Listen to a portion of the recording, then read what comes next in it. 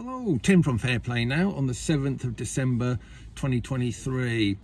So we're in the midst here in the UK of this Lurgy inquiry, and I made a comment on it a week or so ago, and I was talking about these people who we'd met up with, these friends, and they were sort of saying how much of a stitch up the Lurgy inquiry is, and but not in kind of the direction that we'd think, more in the direction of oh, poor old Hancock, poor old Johnson, and the rest of it, poor old Whitty and Valence. They're only doing their best in when they didn't really know what was going on in unprecedented times. And I sort of, well, obviously the likes of me and you think, how on earth can you sort of think like that when it's so obvious that the whole lot of them are absolute criminals? But is that frame of mind, you know, in terms of mainstream people, is that perhaps the best case scenario realistically? Because this, as far as I can see, I don't know about you, but as far as I can see, this whole Lurgy inquiry seems to be designed to make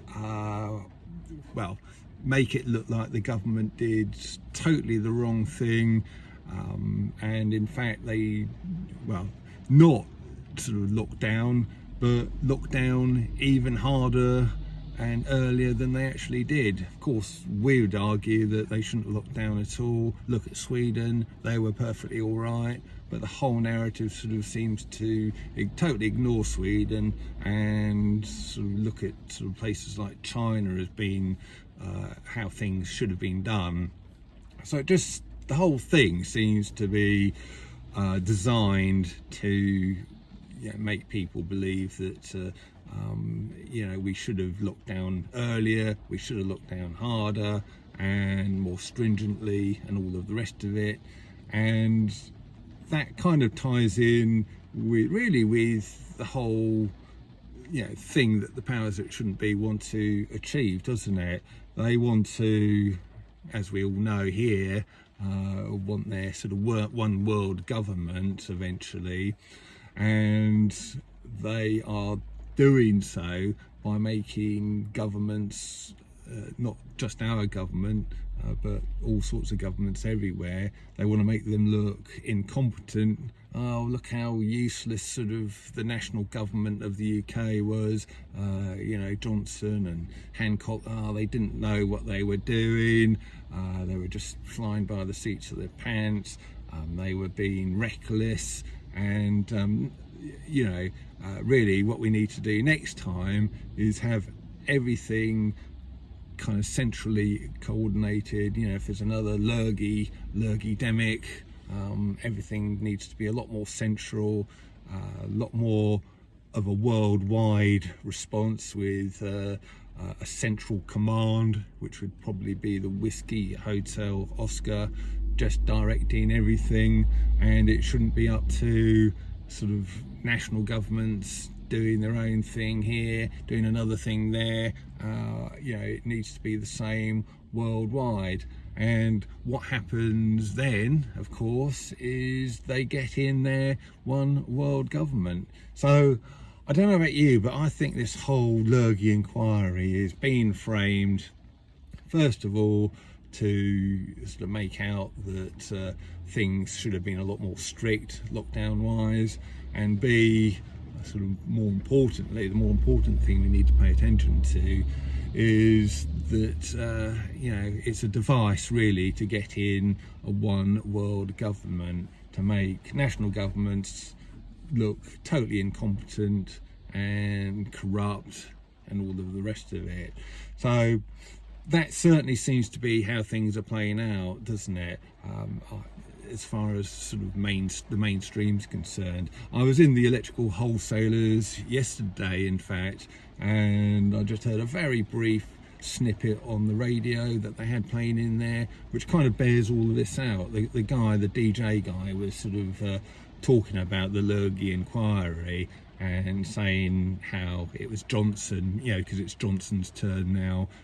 They've had Whitty, they've had Valence, they've had Hancock, in there, and a day or two ago it was Johnson's turn, and so he had lots of WhatsApp messages that are supposed to be incriminating, but guess what, Johnson has apparently lost some critical ones, and which would have been the most revealing apparently, and that's what this DJ was sort of saying. Oh, what's the chances that he just so happened to have lost these particular WhatsApp messages out of all the ones that he's ever had, kind of thing. And that of course was sowing into the public's consciousness about government corruption, and therefore next time we need a one world government. But I don't know if that is actually working out as far as the powers that shouldn't be are concerned.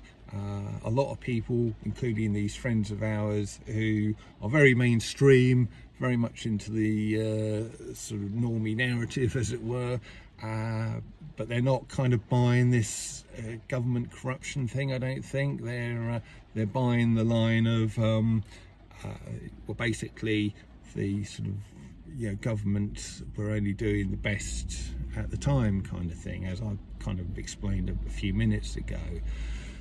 So what out of those two, neither scenario is great as far as we're concerned, but if faced with both of those, I think the kind of scenario of what our friends are thinking, oh yeah, it's just a witch hunt against the likes of Johnson and Hancock, if that's kind of the mood of the country generally, of mainstream people generally, that's probably a better scenario than the one that the powers that shouldn't be want, to show that the governments are everywhere are corrupt and we should have a one world government. So I don't know how it is with you and people you're talking to out of your sort of kind of mainstream friends and relatives. Are they sort of looking upon it as, oh yeah, the government's corrupt and yeah, next time we need someone like the WHO? Or are they looking upon it as a witch hunt? Leave a comment in the comment section below sort of about that. That'd be interesting to see. But yeah, personally I'm in favour of people seeing through it and just sort of seeing this Lurgy Enquiry as a witch hunt.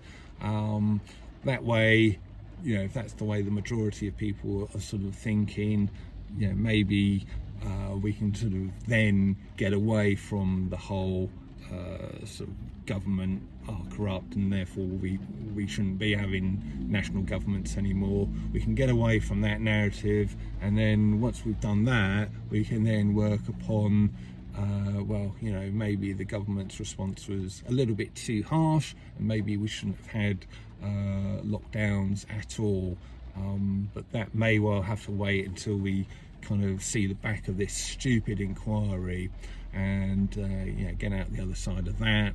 And if we can get out the other side of that kind of intact, as I've been describing, it's perhaps at that point, we're going to be talking about sort of next year, we then start working more on sort of trying to educate people that lockdowns were not the right thing to do at all, and we should never ever be doing them ever again. So it's going to be more of a two-stage affair as far as I can see here.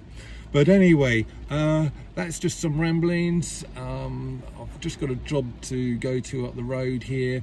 In fact, it's actually a viewer who I'm just doing a little bit of work for, just a quick little job. So hopefully I'll be having a sort of a nice little chat with them.